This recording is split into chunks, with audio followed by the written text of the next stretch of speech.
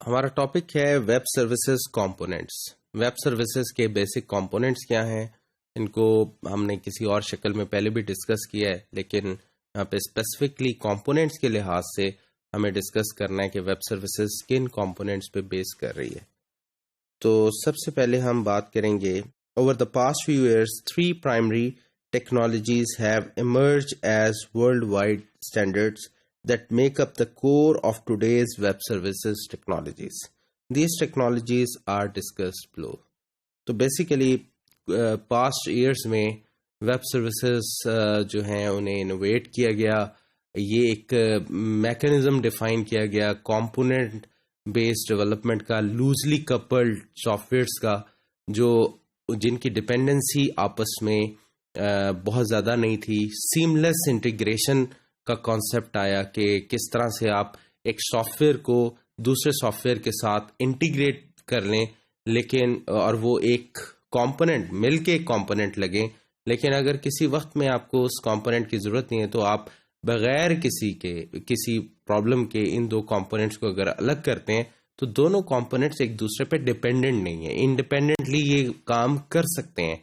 और एक software component जो है वो एज अ सर्विस दूसरे सॉफ्टवेयर कंपोनेंट के साथ यूज हो सकता है, लेकिन वही सॉफ्टवेयर कंपोनेंट किसी दूसरी जगह पर किसी दूसरे सॉफ्टवेयर को भी सर्विसेज प्रोवाइड कर रहा है। यानी इसका मतलब ये है कि एक सर्विस जो है वो सिर्फ एक सॉफ्टवेयर के लिए नहीं यूज हो रही, बल्कि वो मल्टीपल सॉफ्टवेयर्स को सर्विसेज प्रोवाइड कर रही है।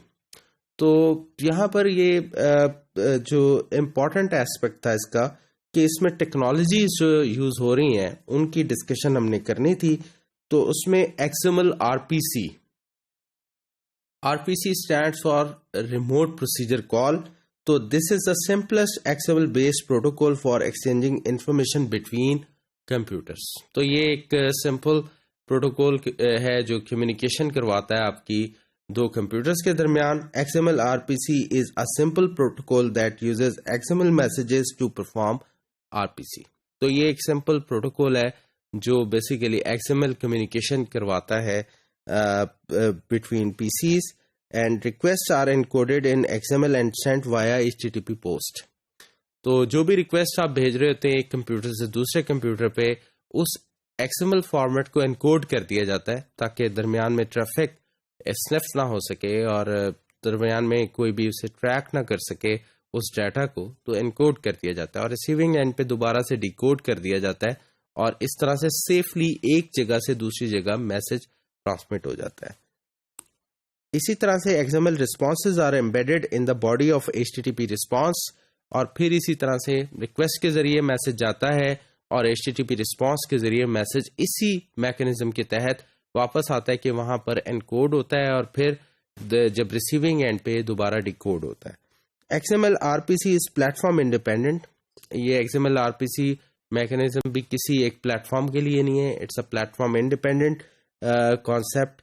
XML RPC allows diverse application to communicate, और इसके जरिए हम बहुत सारी डिफरेंट एप्लीकेशंस को आपस में मर्ज या उनकी कम्युनिकेशन करवा सकते हैं। XML RPC में a Java client can speak to XML RPC to Perl server। तो ये एक बड़ी इंपॉर्टेंट बात है कि एक जावा क्लाइंट जो है XML RPC के जरिए वो एक पर्ल सर्वर या पर्ल में लिखी हुई एक स्क्रिप्ट के साथ या एक प्रोग्राम के साथ कम्युनिकेशन कर सकता है। XML RPC is the easiest way to get standard with web services। तो XML RPC के जरिए हम वेब सर्विसेज की कम्युनिकेशन या वेब सर्विसेज को इम्प्लीमेंट करना हमारे लिए आसान होगा। SOAP is an XML based protocol for exchanging information between computers। ये भी इंफॉर्मेशन को दो पीसीज के दरमियान या दो कंप्यूटर्स के दरमियान एक्सचेंज करने के लिए एक मैकेनिज्म है। SOAP is a communication protocol. ये कम्युनिकेशन प्रोटोकॉल है, आप इससे ऑलरेडी वाकिफ हो चुके हैं। SOAP is for communication between application. SOAP के जरिए हम एप्लीकेशंस के दरमियान कम्युनिकेशन बिल्ड कर सकते हैं। सिर्फ कंप्यूटर नहीं, एप्लीकेशंस के दरमियान हम कम्युनिकेशन बिल्ड कर सकते हैं। SOAP is a format for sending messages. SOAP के जरिए हम मैसेजेस को सेंड कर सकते हैं। SOAP is design to communicate via internet, और इंटरनेट के जरिए हम कम्युनिकेशन कर सकते हैं सोप के जरिए, क्योंकि ये HTTP based request and response generate होते हैं इसमें। Soap is platform independent and language independent.